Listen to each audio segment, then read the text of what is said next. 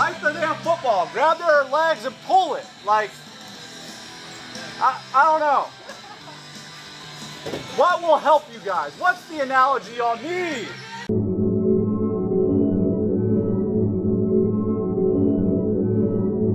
Drill before we just go ahead and get to it. Don't be hit. So make a miss. So it's a jab. Don't parry. You're not allowed to this time. Okay. So he might throw the jab and you might pull, and then he throws the second jab. You might slip, and then he throws the hook. You're gonna roll it. Okay. You might go one like that. You might go like that. Okay. Sometimes we can slip to the inside of the jab. Sometimes. Okay. So, especially if he's pumping them out, like you might think the 2 was coming, right? So, hold on, just like go 1, 2. So you might go like this, and then because the 2 is often comes after the 1, right? That's good old faithful 1, 2. Like we don't gotta jump in the air or spin or Hadouken punch somebody.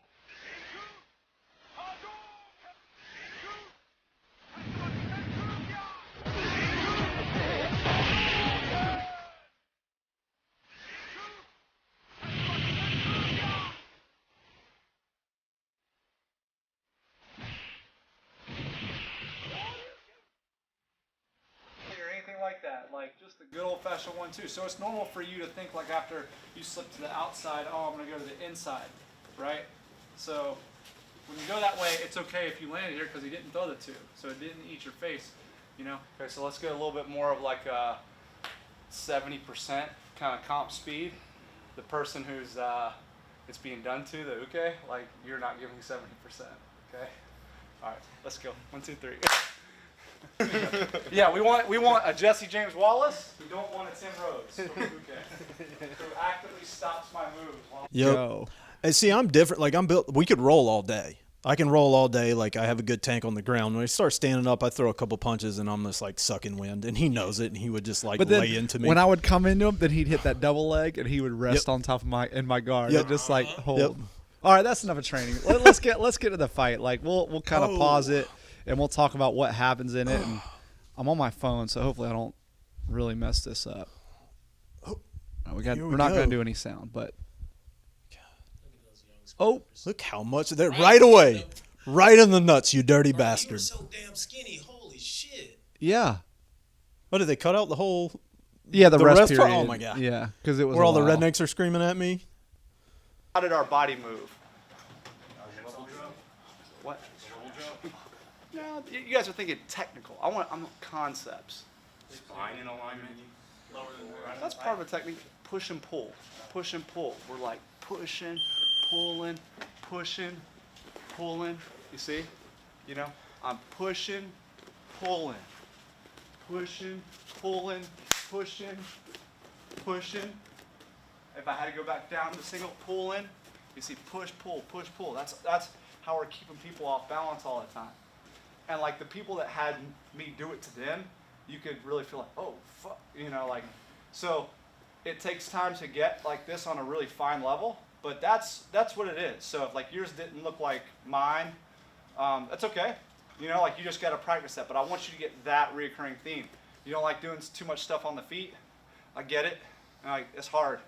And especially the people who are here to like learn like just mostly jiu-jitsu.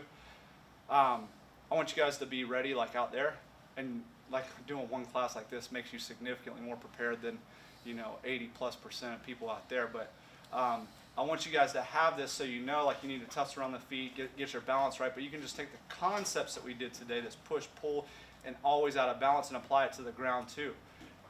If you're like in the act of sweeping somebody, they have to post their hand. They can't pass your guard if they're posting their hand. They have to come back and make their grips, you know what I'm saying? If he's defending a triangle, he's not going to pass your guard. He can defend the triangle, reset his arm, and then pass, but like if you're always keeping this guy, posting and out of balance, he can't pass your guard and he won't be able to submit you. You're on the bottom, right? He's going for a key lock and you give a big bump and push his arm. Well, he has to post, reset, and then do his attack, right? So just like this constant imbalance. Keep them always off balance. You'll have better guard retention.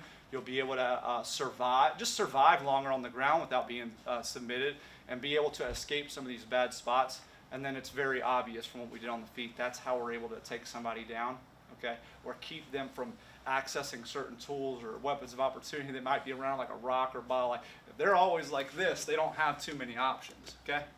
All right, so we're gonna do mostly on the ground today, all right? Because this is week 1. We will be doing some live on the feet this week, but I could tell today was a lot, okay? Especially like physically, waking up, getting this shit going, okay? So get a mouthpiece or wire if you need. I'm gonna set the clock, but we can get some live goes, okay? Let's go. 1, 2, 3. Hooks up, God, hooks! Hook in, stay on his back, stay on his back, stay on his back! Good job. I'm just trying to count to 3. You know, I can get a chance. Back up. 1, 2, Play. time. Reed, wake up. Still gotta think, but you can just like do it a little bit more. And sometimes I have classes where I talk a lot, you know, because it's important for me, for you to be educated and not just good or not good, you know. I want you to know why you're doing what you're doing. I want you to know exactly how everything works and how to be able to expose people real time and be able to counter and the things that make boxing the sweet science that everybody has known it to be for hundreds of years. So we did that. We were still able to bring in some themes from some previous classes that in recent history to tie it all in. But like you guys put out today, I'm happy with what I saw. Everybody had different outputs. Everybody's capable of different outputs. But good practice. All right. Oh no, good job. And that's why for every month in the fundamentals class we spend 3.2 days of, or 3.2 weeks of the month doing ground, but we got to do one standing. Like I've stressed to you guys the importance, especially out there for those that are trained for self-defense and didn't have some sort of background here prior. It's very important we do stuff on the feet so we can just have better balance. It's less important about you guys hitting this knee tap like a D1 All-American. It's like, if you can, that's great. Especially for those of us that competition is something that we want to really get into. But for those of us that want to be able to protect ourselves and our family, it's very important that we just kind of be able to get like the gist of this stuff and just get better balance, better core, better shape, have a better idea of what's going on. Because I promise the guy that's not trained, like, he's not going to whizzer tight. He's not going to defend tight. It's going to be like this anyways. It's going to be like, if you did do this one, it's going to be like, he just goes over, you know, like, but we get like a worthy adversary. We got to have some idea of what's going on. So it's more important for me to be able to get to this spot like this. This is more important than any of the details on any of the takedowns that I was saying that you had the options to do even when I was like running through the ones from the back. Because all this right here gets you to all this stuff. This right here gets you DDT'd into the mat. It's not a DDT. I'm well aware that this is a DDT. Okay? How fans do you think there are? A million! Look out! DDT coming up! Oh, helmet! Now you gotta be able to... But like a head spike into the mat, all right? So like we don't want to be like this, we want to be like this. Even if it was this one where we're running the pipe and we're here, not that one where I was like ice skate, you know, to here. We got to be able to get in, head up, spine straight, running the pipe, body lock. You know, set them down nicely. Not so nice out there. But with the back straight, that's all the options. With bent over, shitty posture, shitty body positioning, that's where you were on offense with your entry. Now you're going to be on defense, right, Lance? Because the headlock is coming. The guys that don't know shit, it's in our nature to just find the head and squeeze. Cool sayings that they say in boxing, I think it translates to anything in combat as be first. You know, like in wrestling, they're always like, be aggressive, you know? So, who says like defense wins championships? That's bullshit. You know what I mean? Like, I would say being able to control the clock or control the timing and control the position, this can get you winning.